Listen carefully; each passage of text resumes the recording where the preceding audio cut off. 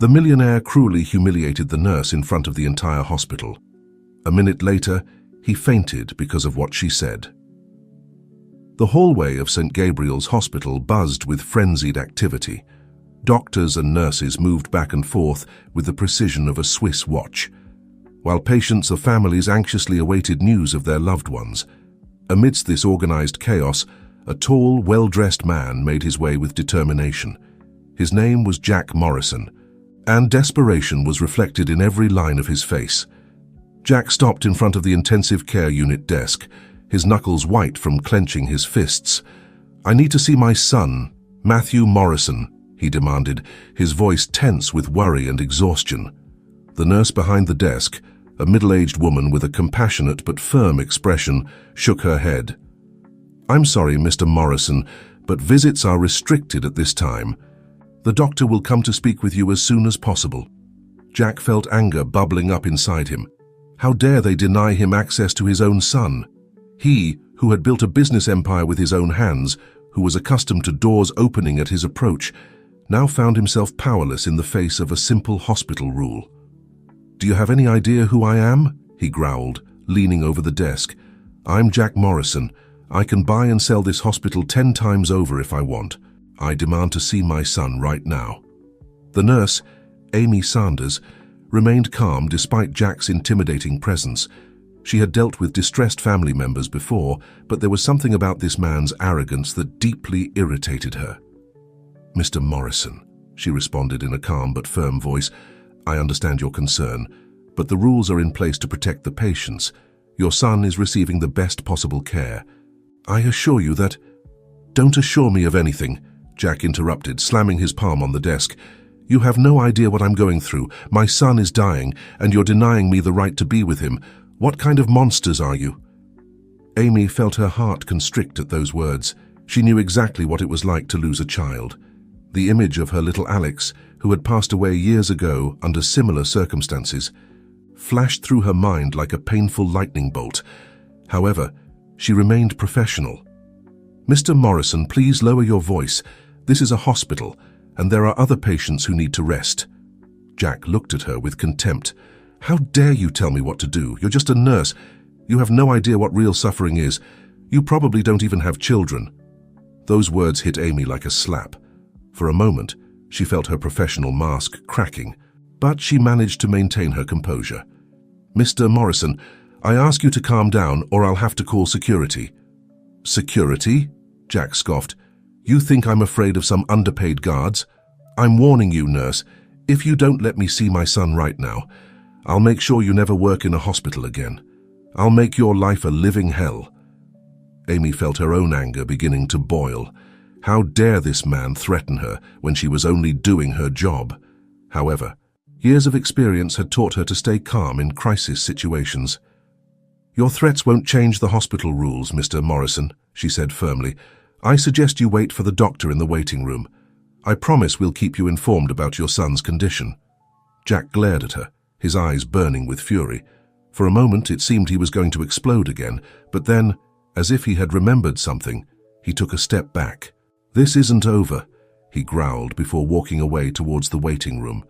Amy watched him leave, her heart pounding. She knew this confrontation was just the beginning. Jack Morrison didn't seem like a man accustomed to accepting no for an answer, and she sensed that the coming days would be a constant battle. Meanwhile, in the intensive care unit, young Matthew Morrison fought for his life, oblivious to the drama unfolding outside his doors. The monitors emitted a constant beep, measuring each beat of his heart, each assisted breath. And in the midst of that silence interrupted only by the sound of machines, a rookie nurse was making a mistake that would soon unleash an even greater storm. The following morning dawned grey and rainy, as if the sky itself reflected the anguish being experienced inside St. Gabriel's Hospital. Jack Morrison hadn't slept all night, his bloodshot eyes staring fixedly through the waiting room window, watching as raindrops hit the glass in an incessant rhythm. Dr. Benjamin Hayes, head of the intensive care unit, approached Jack with a hesitant step. His face showed a mixture of concern and guilt that immediately made Jack's heart race. "Mr. Morrison," Dr. Hayes began. his voice barely audible above the murmur of the waiting room. "I need to talk to you about Matthew's condition." Jack jumped to his feet, his body as tense as a violin string. "What's happening, Doctor? Has there been any change?" Dr. Hayes took a deep breath before continuing. "I'm afraid there's been a complication. Last night during the shift change, a mistake was made in administering Matthew's medications." The world seemed to stop for Jack. The doctor's words echoed in his ears like a distant echo. "A mistake," he repeated, incredulous. "What kind of mistake?" "A nurse in training confused the dosage of one of the medications," explained Dr. Hayes, his voice heavy with regret. "Fortunately, we realized it in time and were able to correct it, but this has further complicated Matthew's condition." The anger that Jack had been containing since the night before exploded like a volcano. "How is this possible?" he roared, drawing the attention of everyone in the room. "This is supposed to be one of the best hospitals in the country, and you're telling me you almost killed my son because of a rookie mistake." Dr. Hayes tried to calm Jack, but it was like trying to put out a fire with a glass of water. "Mr. Morrison, I understand your frustration. I assure you we'll take all necessary measures." "Your assurances mean nothing to me," Jack interrupted. "I want to see my son right now, and I want that incompetent nurse fired immediately." At that moment, Amy, who had been observing the scene from afar, decided to intervene. She approached with a firm step, her face a mask of professional determination. "Mr. Morrison," she said, positioning herself next to Dr. Hayes, "I understand you're upset, but shouting isn't going to help Matthew. We need you to calm down so we can explain the situation and the options we have." Jack turned to her, his eyes burning with fury. "You again? Haven't you done enough damage already? Or were you the one who almost killed my son?" Amy felt as if she had been slapped, but she maintained her composure. "No, Mr. Morrison. I wasn't on duty last night. But as the head nurse of the ICU, it's my responsibility to handle this situation." "Your responsibility," Jack scoffed. "Your responsibility was to make sure this didn't happen in the first place. How can I trust that my son is in good hands when you allow incompetent rookies to care for him?" Dr. Hayes tried to intercede. "Mr. Morrison, please, I understand your anger, but I assure you we're doing everything possible for Matthew. In fact, there's a surgery that could—" But Jack wasn't listening anymore. His gaze was fixed on Amy, as if she personified everything that was wrong with this hospital. "You," he said, pointing an accusing finger at her. "You're responsible for this. I swear I'll make sure you lose your licenses. I'll sue this hospital until there's not a brick left standing." Amy, despite the threat, stood firm. "Mr. Morrison, I understand your pain and frustration, but I assure you that everyone here is dedicated to saving your son's life. The mistake was serious, yes, but we've taken measures to correct it and prevent it from happening again." Jack moved closer to her, his face inches from Amy's. "You have no idea what pain is," he hissed. "You have no idea what it's like to see your child fighting for his life, while you, supposed professionals, make stupid mistakes." For a moment, something changed in Amy's eyes. A flash of pain, so deep and raw that even Jack noticed. But before he could say anything more, Dr. Hayes intervened. "Mr. Morrison, please, we need to discuss the options for Matthew. There's a surgery that could save his life. But it's high risk." These words finally penetrated Jack's cloud of anger. "A surgery? What kind of surgery?" Dr. Hayes looked at Amy, who nodded slightly, before continuing. "It's an experimental procedure. It could save Matthew's life, but it also carries significant risks. We need your consent to proceed." Jack collapsed into a nearby chair, all his anger suddenly transforming into fear. "Risks? What kind of risks?" As Dr. Hayes began to explain the details of the surgery, Amy observed Jack. She saw how the arrogant and threatening man crumbled, revealing a scared and desperate father. For a moment, she felt a pang of compassion. "Mr. Morrison," she said softly, approaching him, "I know it's difficult, but we need you to focus now. Matthew needs you to be strong and focused." Jack looked at her, and for the first time, there was no anger in his eyes, only fear and desperation. I don't know what to do, he admitted, his voice barely a whisper. Amy put a hand on his shoulder, a gesture of comfort that surprised them both. We're going to do everything possible for Matthew, but we need you to trust us. As Jack nodded slowly, processing the information about the surgery, Amy felt something change between them. The wall of hostility was beginning to crack, revealing a shared vulnerability. I have to go, he said quickly before running towards the ICU. Jack stood up too, panic visible in every line of his face. What's happening? Is it Matthew? Amy, who was already moving towards the unit, paused for a moment. Mr. Morrison, please stay here. We'll inform you as soon as we know something. But Jack wasn't willing to stay on the sidelines. With surprising speed for a businessman, he launched himself after Amy and Dr. Hayes, ignoring the staff's protests. In the ICU, the controlled chaos of a medical emergency was in full swing. Doctors and nurses moved with choreographed precision around Matthew's bed, whose small body was shaking with convulsions. Jack, who had managed to slip in behind Amy, froze at the door, his face a mask of horror as he saw his son in that state. "Matthew!" he cried, trying to get closer, but Amy firmly stopped him. "Mr. Morrison, you can't be here," she said, her voice firm but understanding. "Please, let the team do their job." Dr. Hayes, in the midst of the action, was shouting orders. "We need to stabilize him now. Prepare the operating room." Jack looked at Amy, panic evident in his eyes. "Operating room? Are you going to operate on him now?" Amy nodded gravely. "The surgery we talked about. It seems we have no other choice. It's risky, but if we don't do it..." She didn't need to finish the sentence. Jack understood the gravity of the situation. For a moment, all his arrogance, all his anger vanished, replaced by pure, raw fear. What should I do?" he asked, his voice barely a whisper.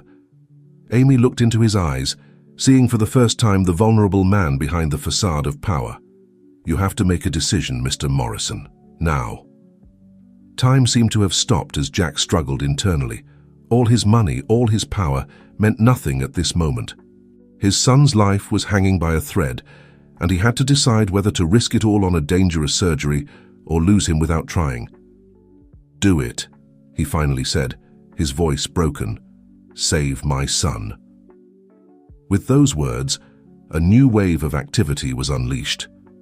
They prepared Matthew for surgery, while Dr. Hayes gave quick instructions to his team. Amy guided Jack out of the ICU to a small private room.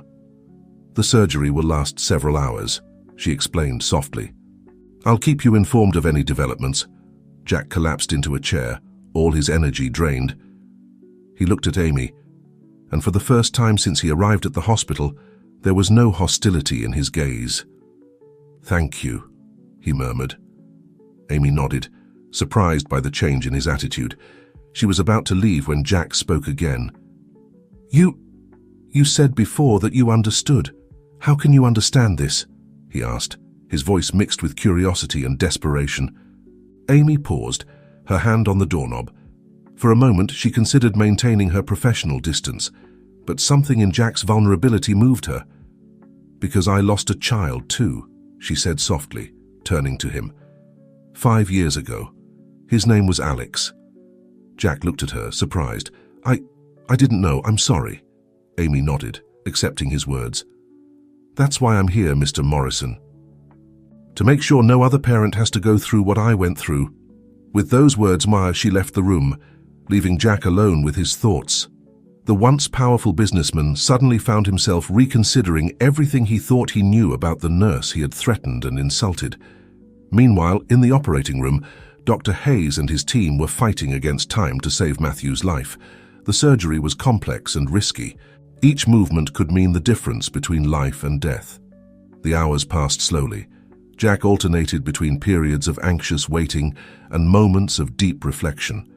He thought about his son, about how he had been so busy building his empire that he often forgot to spend time with him. He thought about Amy, about how he had judged her so harshly without knowing her story. Finally, after what seemed like an eternity, the door opened. Amy entered. "Said, thank you," he murmured, his voice choked with emotion. Thank you for everything." Amy, surprised by the gesture, patted him on the back before gently pulling away. "We're just doing our job, Mr. Morrison." Jack looked at her, his eyes bright with unshed tears. "No, it's more than that. I've been an idiot. I'm sorry." Amy looked at him for a moment, seeing the sincerity in his eyes. "I accept your apology," she finally said.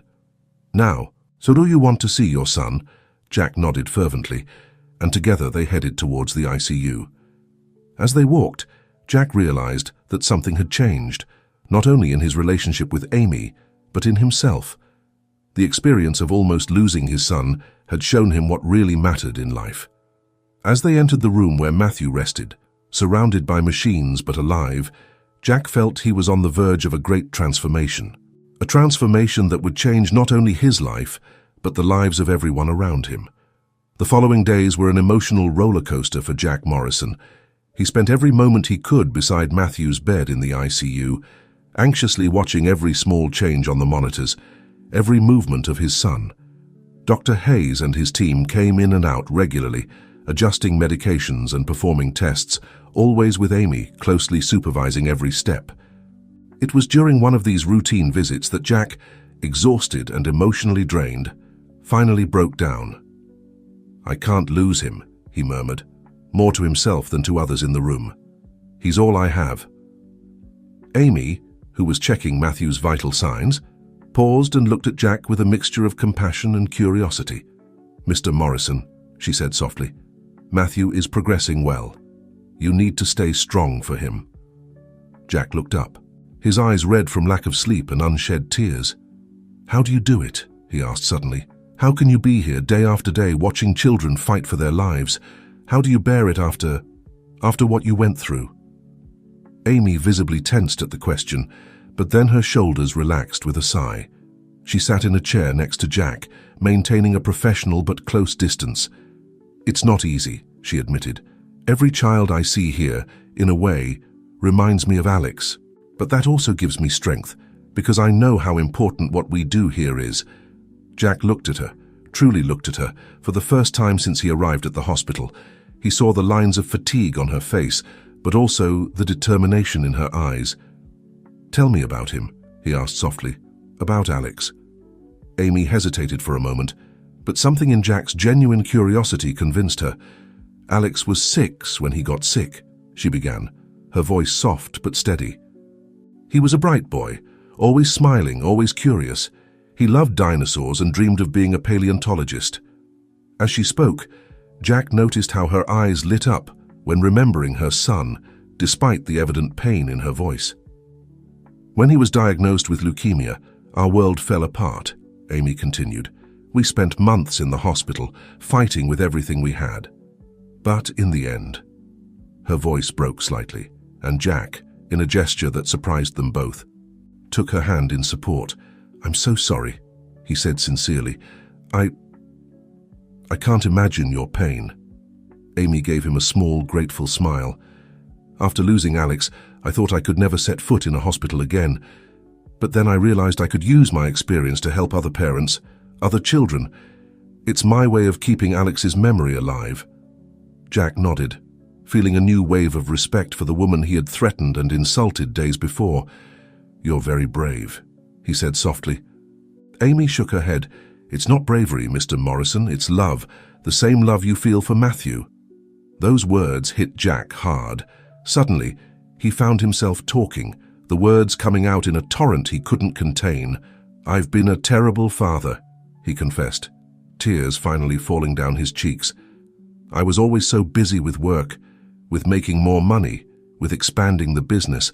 I thought that was what was important, that I was giving Matthew a good life that way. But now..." He paused, looking at his son's pale but peaceful sleeping face. "Now I realize I've wasted so much time," he continued. "So many moments I could have spent with him, so many things I could have taught him, and now I could lose him without having had the chance to really be his father." Amy listened in silence, allowing Jack to unburden himself. When he finally calmed down, she spoke softly. "It's not too late. Mr. Morrison," and she said, "Matthew is fighting, And when he wakes up, you'll have the chance to be the father you want to be." Jack looked at her, a spark of hope in his eyes. "Do you really think he'll wake up?" Amy nodded firmly. "I believe in Matthew, and I believe in the team caring for him. Now I need you to believe too." At that moment, as if he had heard their words, Matthew moved slightly in the bed. It was just a flutter of his eyelids. But for Jack and Amy, it was like a ray of sunshine breaking through the clouds. "Matthew!" Jack exclaimed, leaning over the bed. "Son?" Amy was already in action, checking the monitors and calling for Dr. Hayes. "This is a good sign, Mr. Morrison," she said with a smile. "Matthew is fighting to come back to us." As Dr. Hayes rushed into the room, Jack stood by his son's bed, holding his small hand. In his mind, he made a silent promise. If Matthew recovered, he would be the father his son deserved. No more long hours at the office, no more business trips that kept him away for weeks. He would be there for Matthew, for every soccer game, every school play, every important moment, and every ordinary day. And as he watched Amy and Dr. Hayes work efficiently around Matthew, Jack also realized that he had much to learn about true strength and true value. Perhaps, he thought, this wasn't the end of a nightmare, but the beginning of a new chapter in his life, a chapter where money and power would no longer be the most important things, but love, compassion, and gratitude. With that resolution in his heart, Jack Morrison prepared himself for the long road ahead, determined to be not just a better father, but also a better person. The ICU room was immersed in an expectant silence, broken only by the rhythmic beeping of the machines monitoring Matthew's vital signs. Jack Morrison, with deep, dark circles under his eyes and several days' stubble, remained seated next to his son's bed, holding his small hand in his own. Amy, who had just entered for her morning shift, observed the scene from the door with a mixture of compassion and hope. "Good morning, Mr. Morrison," she said softly, approaching. "Any changes during the night?" Jack looked up, his tired eyes alert. I think he moved his fingers a while ago," he responded, his voice hoarse from fatigue and contained emotion. "That's good, right?" Amy smiled as she began to check the monitors and IV drip. "It's a very good sign. It means Matthew is fighting to come back to us." As Amy performed her routine checks, Jack watched her with a new appreciation. He no longer saw the stubborn nurse who had denied him access to his son days ago, but a dedicated and compassionate professional who had been there in his darkest moments. "Hi, Amy," he said suddenly, surprising her with the use of her first name. "I want to thank you for everything, not just for taking care of Matthew, but for putting up with me too." Amy paused in the middle of her task, surprised by the sincerity in Jack's voice. "You don't have to thank me, Mr. Morrison. It's my job." "No," Jack insisted, shaking his head. "It goes beyond your job, the way you've helped me keep hope. How you've been patient with me even when I've been a complete jerk. That's not just a job, it's a calling." Amy felt a lump forming in her throat. She wasn't used to receiving this kind of recognition, especially from someone who had started as an adversary. "Thank you, Mr. Morrison," she said softly. "It means a lot to hear that." Just at that moment, a slight movement on the bed caught both their attention. Matthew's eyelids fluttered, and his fingers moved in his father's hand. "Matthew!" Jack exclaimed, leaning over the bed. "Son, can you hear me?"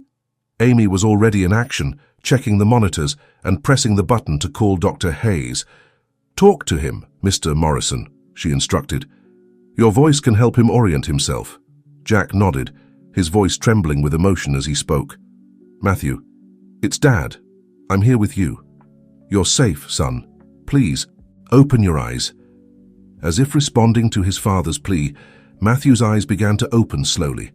At first, his gaze was unfocused, but little by little it centered on Jack's face. Dad?" he murmured weakly. Jack let out a sob of relief and joy. "Yes, son. It's me. I'm here." Dr. Hayes rushed into the room, followed by a team of nurses. "Excellent," he said, smiling to see Matthew awake. "We're going to do some quick exams, okay?" As the medical team worked, Jack stepped aside, allowing them space but not taking his eyes off his son. Amy approached him, putting a comforting hand on his shoulder. "He did it," she said softly. "Matthew is a fighter." Jack nodded, tears flowing freely down his face. "Thank you," he whispered. "Thank you for not letting me lose hope." After a few minutes that seemed like hours, Dr. Hayes approached Jack with a smile. "Mr. Morrison, I'm pleased to inform you that Matthew is responding very well. His vital signs are stable and he's oriented. He still has a long road ahead, but this is a big step in his recovery."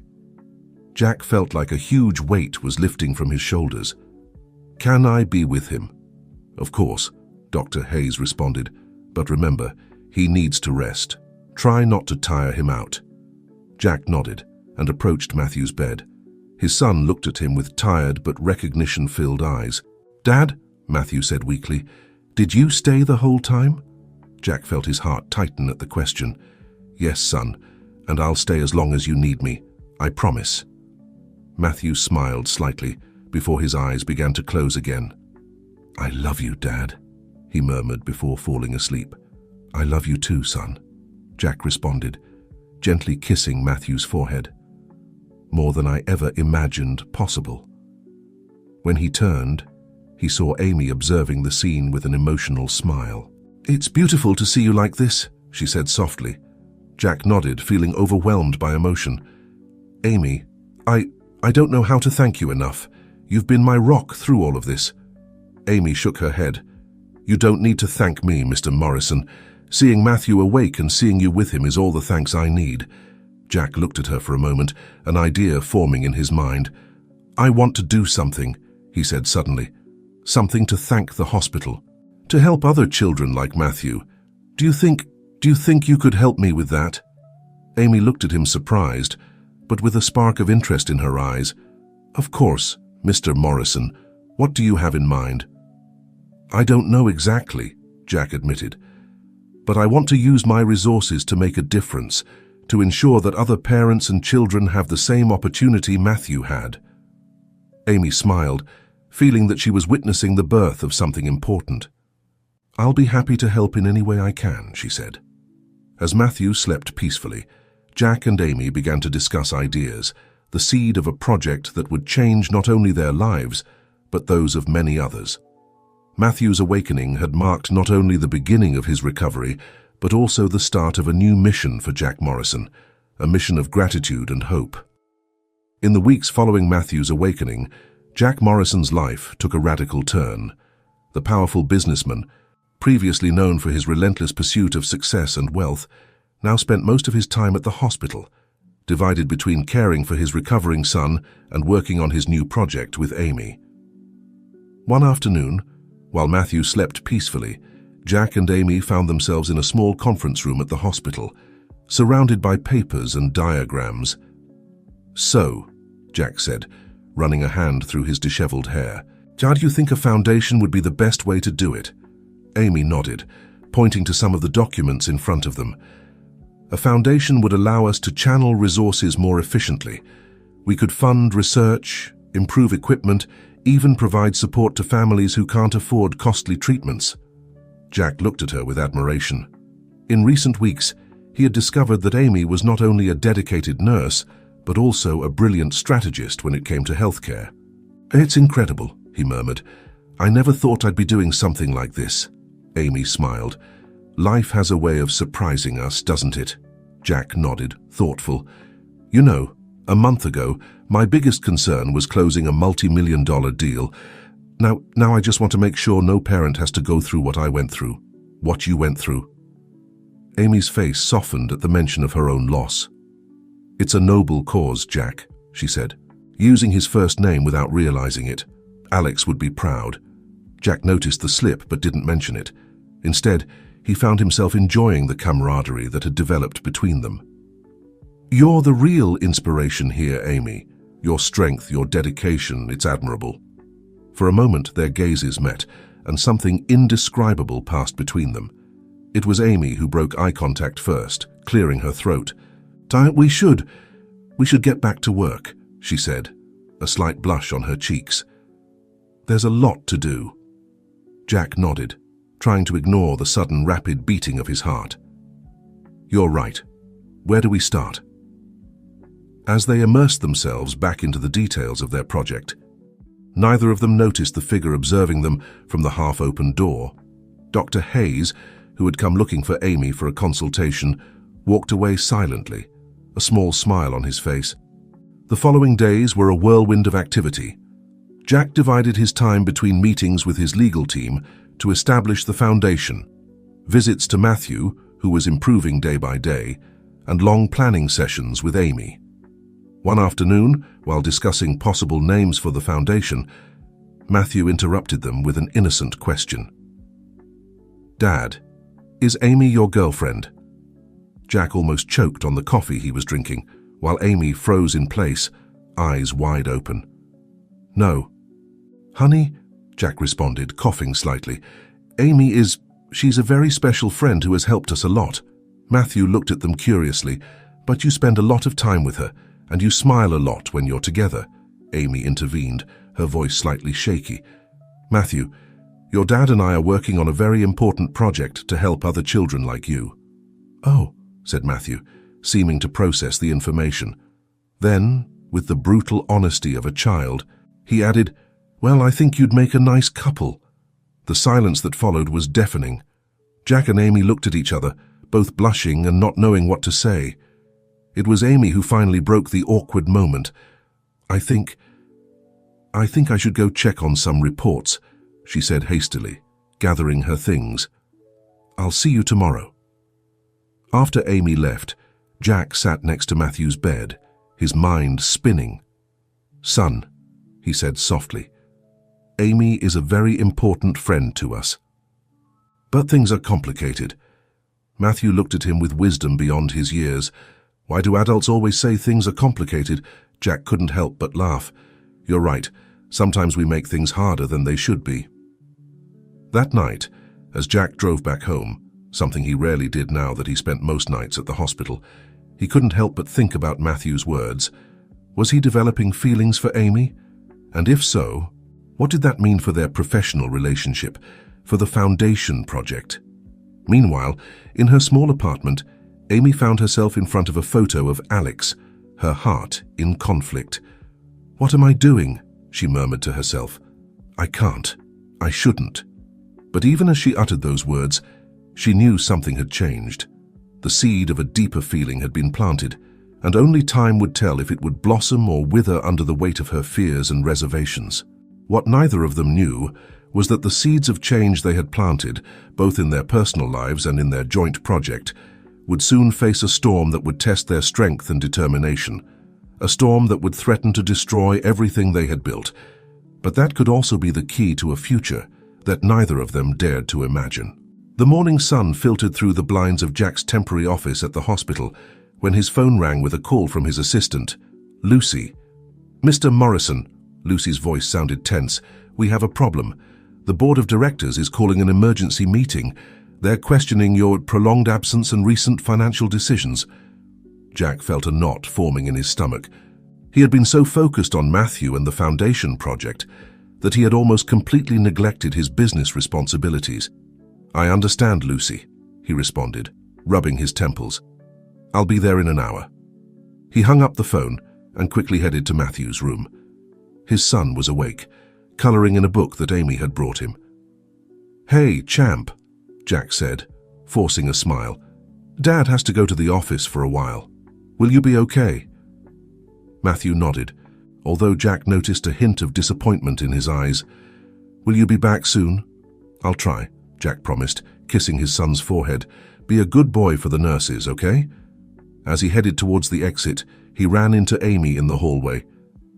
"Everything okay?" she asked, noticing his worried expression. "Trouble at the office," Jack replied briefly. "I have to go put out some fires." Amy nodded understandingly. "Go. I'll take care of Matthew." Jack gave her a grateful smile before rushing out of the hospital. The board meeting was as tense as Jack had feared. The shareholders were concerned about the company's falling stock prices and questioned Jack's decision to divert a significant amount of funds towards the new foundation. "We understand your personal situation, Mr. Morrison," said one of the board members. But you have responsibilities to this company and its shareholders. Jack stood up, his face a mask of determination. Gentlemen, I understand your concerns, but I assure you that this foundation is not only morally right, but will benefit the company in the long term. Think about the reputation, the corporate social responsibility. There were murmurs of disagreement in the room. Another board member, an older man named Ernest Valdez, stood up. Jack, he said, his voice laden with condescension, you've always been a visionary in business, but I'm afraid this time your emotions are clouding your judgment. I propose a vote to temporarily relieve Mr. Morrison of his duties as CEO until this situation is resolved. Shock rippled through the room. Jack felt as if he had been punched in the stomach. You can't do this, he said, his voice tense. I built this company from the ground up, and that's why we want to protect it, Ernest responded. Even from you, if necessary. The vote was quick and brutal. By a narrow margin, the board decided to suspend Jack from his duties as CEO for a period of 3 months. Stunned, Jack left the boardroom. His assistant, Lucy, was waiting outside with a concerned expression. Mr. Morrison, what happened? Jack shook his head, unable to find the words. Prepare a press conference, he finally said. I need to get ahead of this before it leaks to the media. Meanwhile, at the hospital, Amy was having her own problems. Dr. Hayes had called her to his office. Amy, the doctor said, his tone serious. I've noticed you've been spending a lot of time with Mr. Morrison, outside of your professional responsibilities. Amy felt her pulse quicken. We're working on a project for the foundation, Doctor. It's for the benefit of the hospital. Dr. Hayes nodded slowly. I understand, but I'm concerned that this might be affecting your professional judgment. Some staff members have expressed concerns about favoritism. Favoritism? Amy repeated, incredulous. Doctor, I assure you that my relationship with Mr. Morrison is strictly professional. It may be so, Dr. Hayes responded, but perceptions are important in our work. I suggest you take a step back and focus on your primary responsibilities. Amy left the office feeling frustrated and confused. How could people misinterpret her dedication to the foundation project? When she returned to Matthew's room, she was surprised to see Jack there, his face grim as he spoke on the phone. Yes, I understand, he was saying. No, I won't comment at this time. The press conference will be in an hour. He hung up and looked at Amy. His eyes filled with a mixture of anger and defeat. They've suspended me, he said simply. What? Amy exclaimed, forgetting for a moment her own situation. How could they do that? Jack ran a hand through his hair. They think I'm neglecting the company for the foundation, and they're right in part, but they don't understand how important this is. Amy put a comforting hand on his arm, momentarily forgetting Dr. Hayes's warnings. I'm so sorry, Jack. What are you going to do? Fight, he responded, his determination returning. I'm not going to let them destroy everything we've worked for. The foundation is too important. At that moment, Matthew, who had been pretending to sleep, spoke up. Dad, are you in trouble because of me? Jack turned to his son, his expression immediately softening. No, champ, none of this is your fault. It's just complicated adult stuff. Amy observed the interaction, her heart constricting. She knew she had to tell Jack about her own situation, but how could she add more stress to what he was already going through? Jack, she began, hesitating. There's something I need to tell you. But before she could continue, the door burst open. Ernest Valdez entered, followed by 2 security guards. I'm sorry, Jack, Ernest said, although his tone suggested he wasn't sorry at all. Sir, but the board has decided that you must be escorted off all company properties, including this hospital. Jack stood up, furious. What? You can't do this. My son is here. Your son can stay, Ernest responded coldly. But you must leave, now. Amy watched in horror as the guards approached Jack. Matthew began to cry, calling for his father. At that moment, Amy made a decision. She stepped between Jack and the guards. You can't do this, she said, her voice shaking with anger. This is a hospital, not corporate property. Mr. Morrison has every right to be here with his son. Ernest looked at her with disdain. And who are you to interfere in company matters?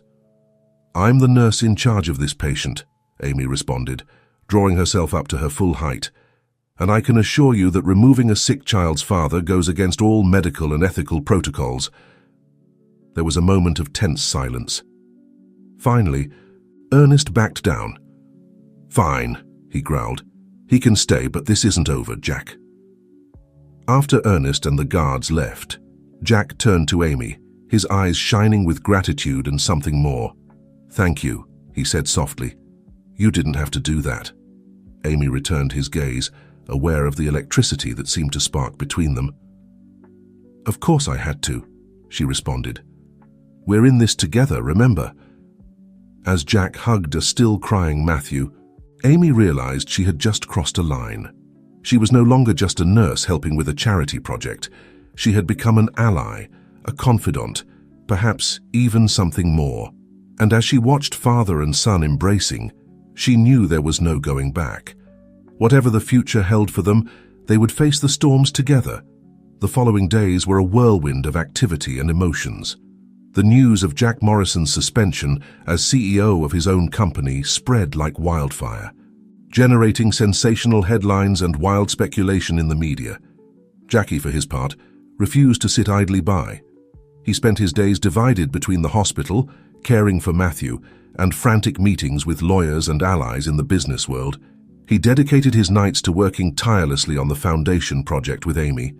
One afternoon, while reviewing the latest details of the plan for the foundation in the hospital cafeteria, Amy noticed how exhausted Jack looked. "You should rest a bit," she said softly, putting a hand over his. "You won't do Matthew any good if you get sick too." Jack looked up from the papers, a small smile forming on his lips. "Are you worried about me, Amy?" Amy quickly withdrew her hand, feeling a blush rise to her cheeks. "I worry about all my patients and their families," she responded, trying to maintain a professional tone. Jack looked at her for a moment, as if he wanted to say something more, but was interrupted by the arrival of a familiar figure. "Excuse me," said a voice. Both turned to see Dr. Hayes standing next to their table. "May I speak with you for a moment?" Amy felt a knot forming in her stomach. Had Dr. Hayes come to reprimand her again for her closeness to Jack? To her surprise, the doctor's face showed more concern than disapproval. "I've been following the news," Dr. Hayes began, sitting down with them. "And I've been thinking a lot about this foundation project you've been talking about." Jack and Amy exchanged a look of surprise. "Doctor," Amy said cautiously, "I know you expressed some concerns before about my involvement in this project." Dr. Hayes raised a hand to stop her. "Yes, and those concerns haven't completely disappeared. But after seeing how you've handled this crisis, I've realized that maybe I judged your intentions too hastily." He turned to Jack. "Mr. Morrison, what you're trying to do here, despite the personal and professional obstacles, is admirable. And Amy," he continued, looking at her, "your dedication to this project, in addition to your regular responsibilities, is impressive." Amy felt a lump forming in her throat. Dr. Hayes's recognition meant more than she could express. "Thank you, Doctor," Jack said, his voice laden with emotion. But why are you telling us all this now, Doctor?" Hayes leaned forward, lowering his voice. "Because I think I can help. I have contacts on the hospital's board of directors and in other medical institutions in the city. If you're willing to allow me to join your cause, I believe we can make this foundation a reality, despite the corporate obstacles you're facing." Jack and Amy looked at each other, a spark of hope igniting in their eyes. "Dr. Hayes," Jack said, extending his hand, "we would be honored to have you on board." As they shook hands, Amy felt something change in the air. What had begun as a project born of gratitude and personal tragedy was evolving into something bigger, something that could change not only their lives, but those of countless families and children.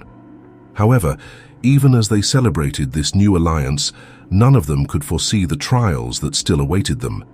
In the shadows, Ernest Valdez and his allies on the board of directors of Jack's company were plotting their next move, one that would threaten not only the foundation, but everything Jack had built. And in the midst of all this, the feelings between Jack and Amy continued to grow, a silent but undeniable attraction that would soon force them to face truths that both had been avoiding. Meanwhile, In the hospital room, Matthew watched the news on television, listening to the stories about his father with a mixture of confusion and concern. The child, more perceptive than the adults around him realized, was beginning to feel the weight of being the unwitting catalyst for all these changes. As night fell over the hospital, a sense of calm before the storm settled in. Jack, Amy, and Dr. Hayes had taken the first step towards a powerful alliance, but the forces opposing them were far from giving up. The stage was set for a battle that would test not only their resources and determination, but also the bonds they had formed between them. And at the heart of it all was Matthew, a child whose fight for life had triggered a series of events that no one could have foreseen. Dawn found Jack Morrison sitting next to Matthew's bed, watching his son's peaceful, sleeping face. The last few weeks had been an emotional roller coaster, and in moments like this, in the silence of the early morning, Jack allowed himself to feel the weight of everything that was at stake. A soft knock on the door pulled him from his thoughts. Amy entered, carrying 2 cups of coffee. "I thought you might need this," she said quietly, offering him one of the cups. Jack accepted it with a grateful smile. "You're an angel," he murmured. They stood in silence for a moment, drinking their coffee and watching Matthew. It was Amy who finally broke the silence. "Jack," she began, her voice barely a whisper, "there's something I need to tell you." Jack looked at her, noticing the seriousness on her face. "What's wrong?" Amy took a deep breath. "Dr. Hayes, before he decided to support us, he warned me about our closeness. Some staff members have expressed concerns about favoritism." Jack frowned. "That's ridiculous. You're the most dedicated and professional nurse I've ever met." "Thank you," said Amy, smiling slightly. "But that's not all. Jack, I think we need to talk about what's happening between us." Jack's heart skipped a beat. He knew exactly what Amy was referring to, but he had been avoiding confronting it, fearing it might further complicate their already chaotic situation. "Amy, he began, but was interrupted by a soft moan from Matthew, who was beginning to wake up. They both turned to the child, the conversation momentarily forgotten. Matthew slowly opened his eyes, smiling when he saw his father and Amy. "Good morning, champ," Jack said, leaning in to kiss his son's forehead. "How are you feeling today?" "Better," Matthew replied, his voice still hoarse from sleep. Then, looking at Amy, he added, "Will you stay with us today, Amy?" Amy felt a lump form in her throat. "I have to work." "Sweetie, but I'll come see you when I can." Matthew nodded, but there was a glimmer of disappointment in his eyes that didn't go unnoticed by either adult. Just then, Dr. Hayes entered the room, his face serious. "Good morning," he said. "Jack, can I talk to you for a moment in private?" Jack exchanged a worried look with Amy before following Dr. Hayes out of the room. Amy stayed with Matthew, trying to maintain a calm expression, while her mind raced, wondering what news the doctor would bring. In the hallway, Dr. Hayes spoke in a low but urgent voice. "Jack, I just got a call from one of my contacts on the hospital's board of directors. It seems Ernest Valdez has been pushing for the hospital to distance itself from your foundation project." Jack felt anger bubbling up inside him. "How dare he? This has nothing to do with the company." "Doctor," Hayes nodded understandingly. "I know, but Ernest is playing dirty. He's insinuated that your emotional instability could put the hospital's reputation at risk." Jack clenched his fists, struggling to maintain his composure. "What can we do?" "For now, stay calm," Dr. Hayes replied. "I'm working on countering these accusations, but we need to be careful. Any misstep could be used against us." Jack nodded, grateful for the doctor's support. When they re-entered the room, Amy looked at them questioningly, but Jack simply shook his head, indicating they would talk later. The rest of the morning passed in silent tension. Amy came and went, attending to her duties, but always finding excuses to return to Matthew's room. Jack alternated between playing with his son and immersing himself in his phone, desperately trying to manage the crisis from a distance. It was near noon when things came to a head. Jack was in the middle of a heated phone conversation with his lawyer when Matthew began to complain of pain. Amy entered just in time to see the child double over, his face contorted in a grimace of agony. "Matthew," Jack exclaimed, dropping the phone and rushing to the bed. Amy was already in action, checking Matthew's vital signs and calling for Dr. Hayes. The next few minutes were a blur of frantic activity as the medical team worked to stabilize the child. When the crisis finally passed and Matthew fell back asleep, exhausted, Jack collapsed into a chair, his face buried in his hands. Amy, exhausted but relieved, approached him. "Jack," she said softly, putting a hand on his shoulder. "He's okay now. Matthew is strong." Jack looked up, his eyes meeting Amy's. At that moment, all the barriers they had maintained between them seemed to crumble. "Amy," he whispered, his voice broken with emotion. "I don't know what I'd do without you. You've been my rock through all of this." Amy felt her heart racing. She knew they were on the edge of something, an emotional precipice from which there would be no return once they crossed it. "Jack, But before she could continue, Matthew's sleepy voice interrupted them. "Dad, what's going on?" They both turned to the bed, where Matthew was looking at them with sleepy but concerned eyes.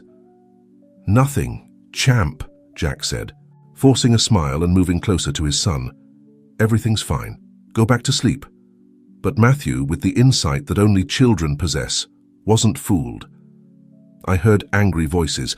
Does someone want to take me away from you, Dad?" Jack felt his heart breaking. He sat on the bed, hugging his son tightly. "No one is going to take you anywhere, Matthew. I promise. Dad won't allow it." Amy watched the scene, feeling tears welling up in her eyes.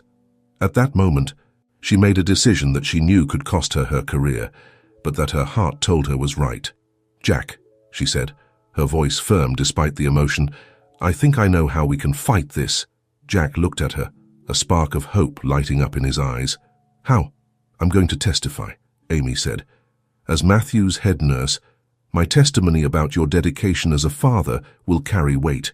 And," she paused, taking a deep breath, "I'm going to reveal about the foundation, how you've been working tirelessly to help other children like Matthew, even at the cost of your own career." Jack looked at her, amazed. "Amy, I can't ask you to do that. You could lose your job." Amy smiled sadly. "Some things are more important than a job, Jack. You taught me that." At that moment, with Matthew between them and the weight of the decisions they faced on their shoulders, Jack and Amy looked at each other, a silent understanding passing between them. Without words, they both knew that what they felt for each other went beyond gratitude or friendship. Just when it seemed the moment would lead them to cross that final line, the door opened and Dr. Hayes entered, his face grave. "I'm sorry to interrupt," he said, noticing the tension in the room. "But we need to talk. The hospital's lawyers are here, and things are getting complicated." Jack and Amy separated, the reality of their situation falling heavily on them once again.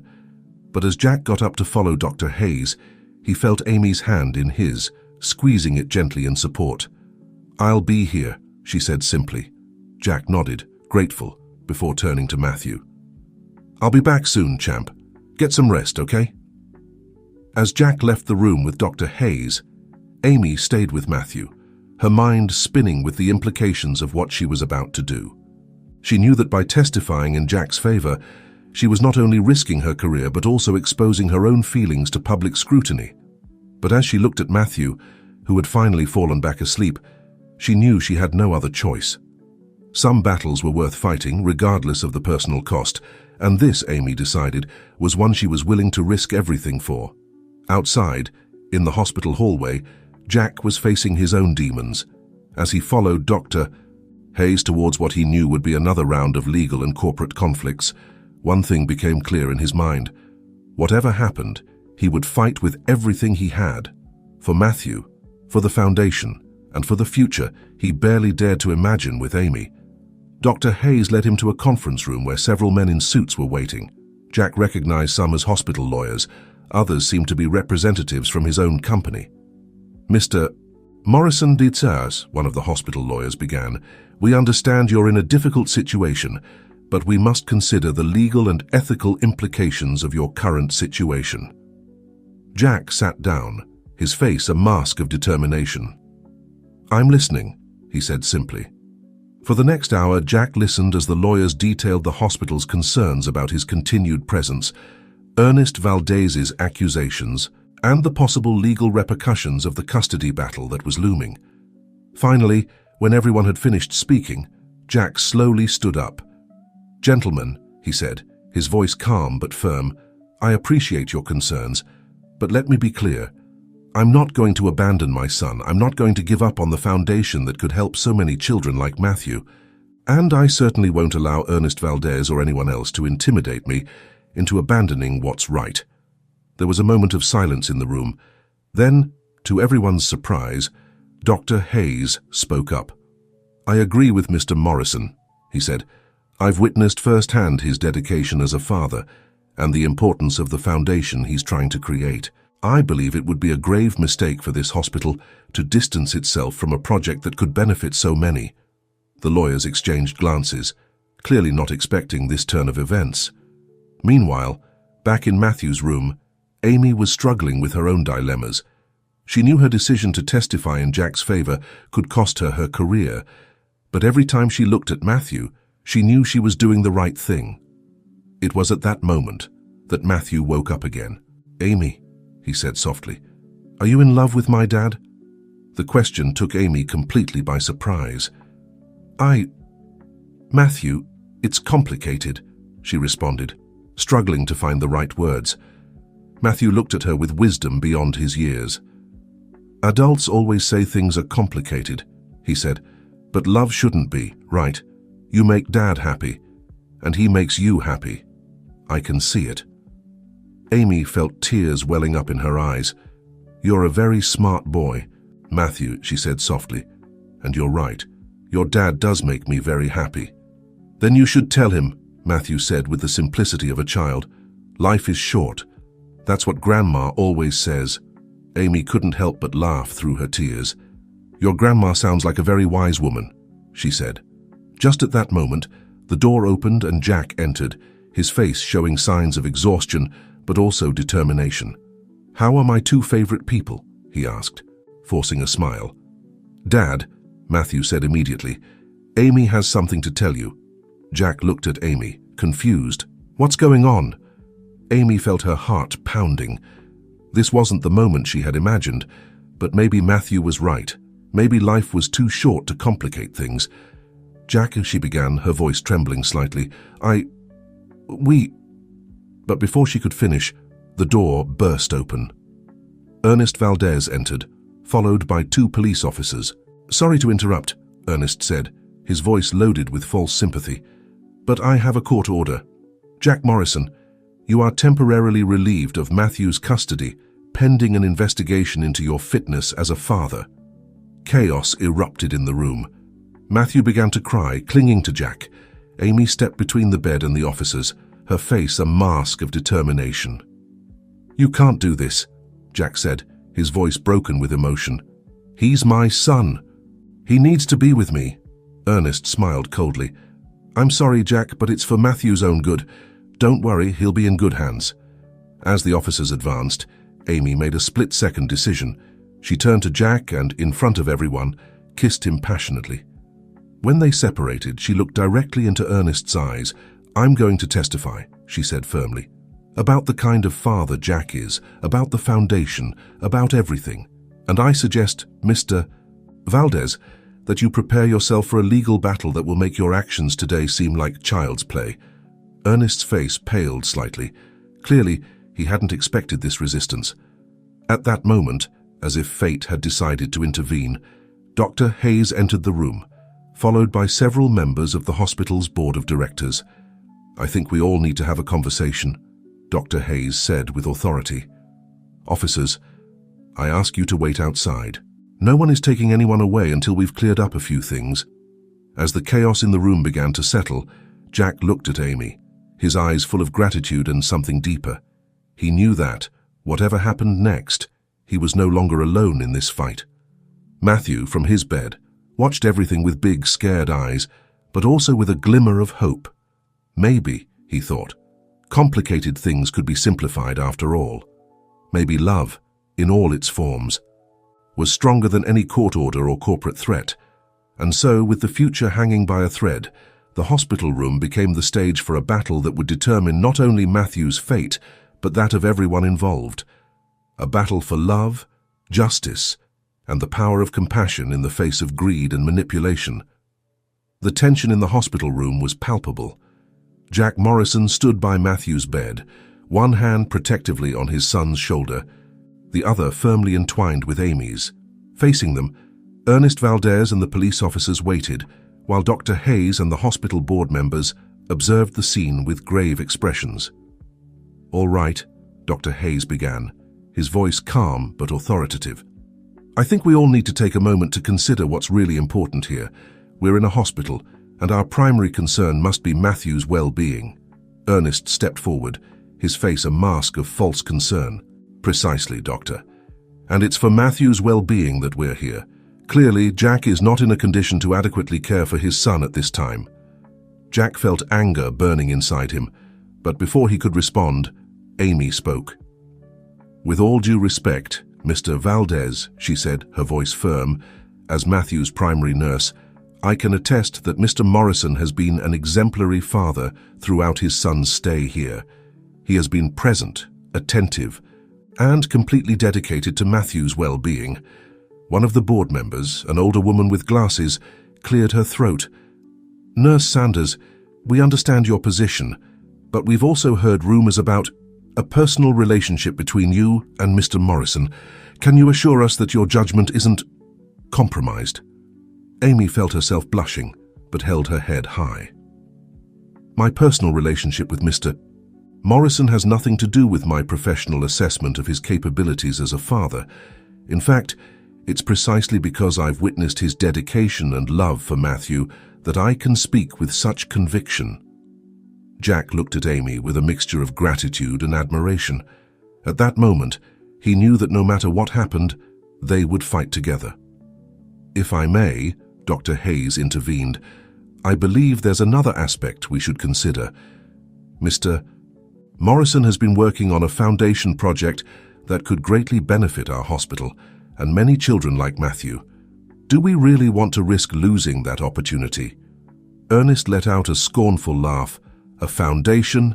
Please. It's just Jack's desperate attempt to clean up his image." It was then that Matthew, who had been unusually quiet, spoke up. "That's not true," he said, his voice small but firm. "My dad wants to help other kids. He told me.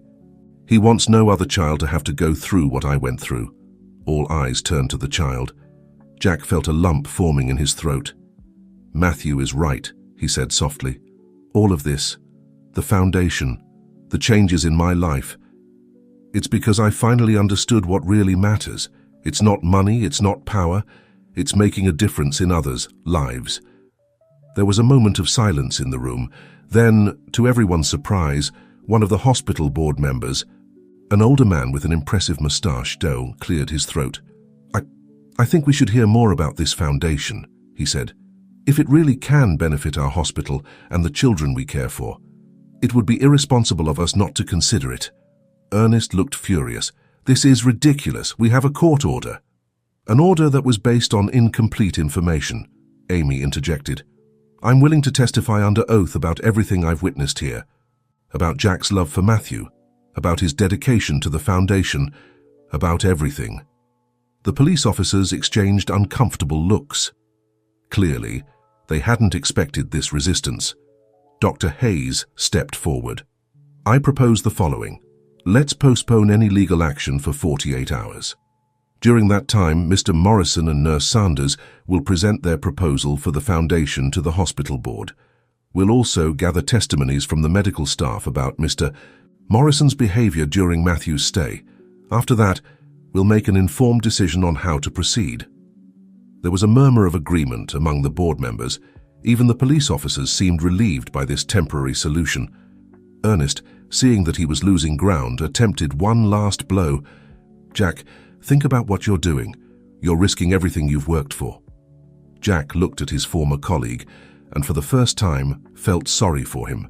"You're wrong, Ernest. I'm not risking everything. I'm discovering what really matters." With those words, the atmosphere in the room changed. The police officers, after receiving a nod from Dr. Hayes, withdrew. The board members began to discuss quietly among themselves. Ernest Khan, defeated for the moment, left the room without saying another word. Jack turned to Amy and Matthew, embracing them both. "Thank you," he whispered, his voice laden with emotion. "Both of you. I don't know what I'd do without you." Amy returned the embrace, her eyes bright with unshed tears. "We're in this together," she said softly. "All of us." Matthew, from the middle of the hug, smiled. "See, Dad, I told you Amy loved you." Jack and Amy looked at each other, surprised by the child's frankness, but unable to deny the truth in his words. Dr. Hayes, observing the scene, couldn't help a small smile. "All right," he said, clearing his throat. "We have a lot of work to do in the next 48 hours. I suggest we all get some rest and prepare for tomorrow." As the doctor and the remaining board members left the room, Jack, Amy, and Matthew stayed together, a small island of calm in the sea of chaos surrounding them. They knew the challenges they faced were far from over, but for the first time in a long time, they felt a spark of true hope. Outside, the sun was beginning to set, bathing the hospital room in a warm golden glow. It was as if the universe itself was signaling that, after darkness, light always comes. And for Jack, Amy, and Matthew, that light was shining brighter than ever. The next 48 hours were a whirlwind of frantic activity. Jack and Amy worked tirelessly, preparing their presentation for the hospital board. They spent sleepless nights, refining every detail of the plan for the foundation, ensuring that every aspect was backed by solid data and realistic projections. Meanwhile, Dr. Hayes coordinated the collection of testimonies from the hospital staff.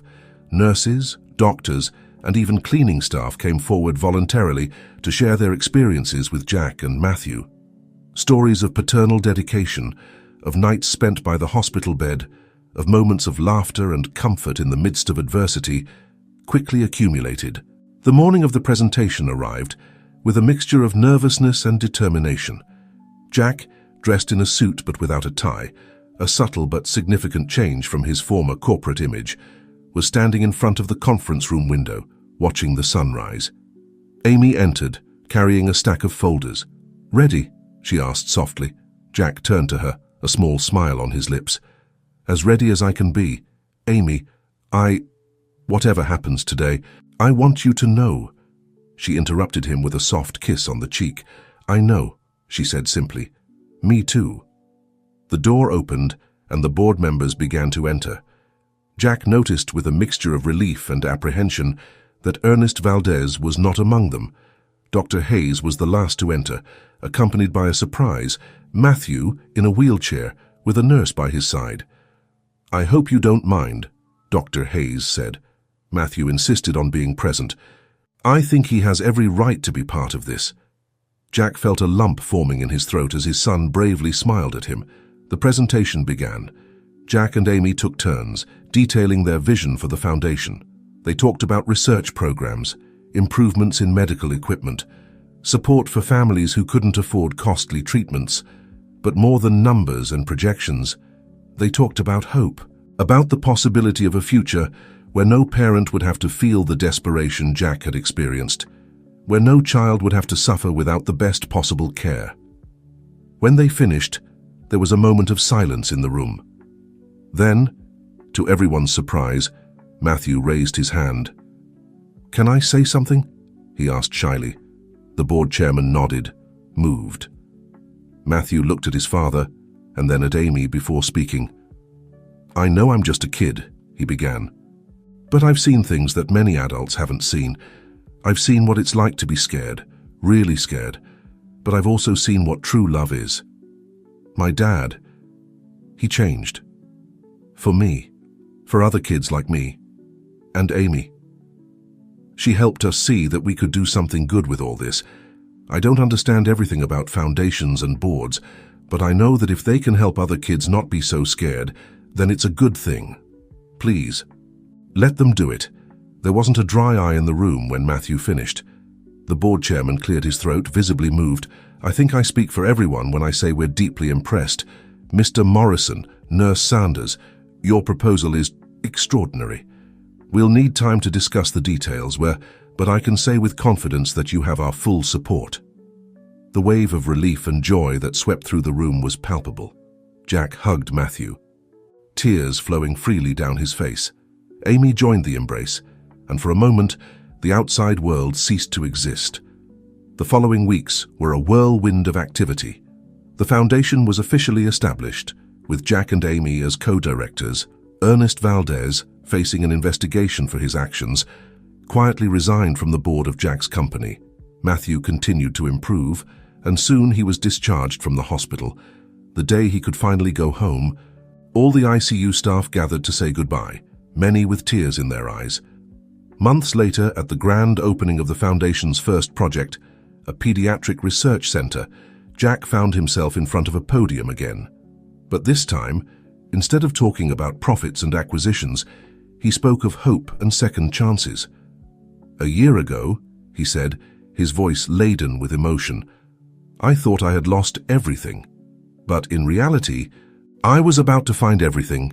He looked at Amy, who was standing beside him, and at Matthew, healthy and smiling in the front row. "I learned that true success isn't measured in dollars or stocks, but in the lives we touch, in the difference we make. This foundation is a testament to that. It's a testament to the power of love, of compassion, and yes, of forgiveness." As the crowd applauded, Jack stepped down from the podium and embraced his family. Amy, now his fiancée, gave him a soft kiss. Matthew, growing stronger every day, hugged them both. At that moment, surrounded by love and purpose, Jack Morrison knew he had found his true legacy, not in the skyscrapers he had built or the fortunes he had amassed, but in the hearts he had touched and the lives he had changed. And as the sun set over the city, bathing everything in a warm golden glow, Jack, Amy, and Matthew walked together towards their future, ready to face any challenge that might come, because now they knew that with love and determination, anything was possible.